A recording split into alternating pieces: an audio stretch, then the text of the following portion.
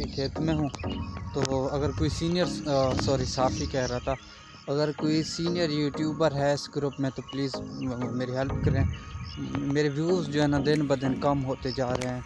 और जब मैं वीडियो अपलोड करता हूँ ना तो उस वक्त चेक करता हूँ, रात सोते वक्त चेक करता हूँ, तकरीबन 500-400 के नज़दीक ही होते हैं। फिर सुबह उठ के चेक करता हूँ, वही व्यूज़ मेरे 100-150-200 व्यूज़ होते हैं। बाकी पता नहीं व्यूज़ कहाँ से। सब्सक्राइबर का तो सुना था वो लोग बगैर देखे वीडियो डायरेक्ट जो है ना जल्दी से वो घंटे की निशान सब्सक्राइब कर देते हैं, वो तो ख़त्म हो जाते हैं। अब मैं इस बात से बहुत परेशान हूँ कि मेरे व्यूज़ कम होते जा रहे हैं। हालांकि व्यूज़ बिल्कुल मैं Y2 स्टूडियो पे जाता हूँ, चेक करता हूँ और यूट्यूब चैनल के ऊपर भी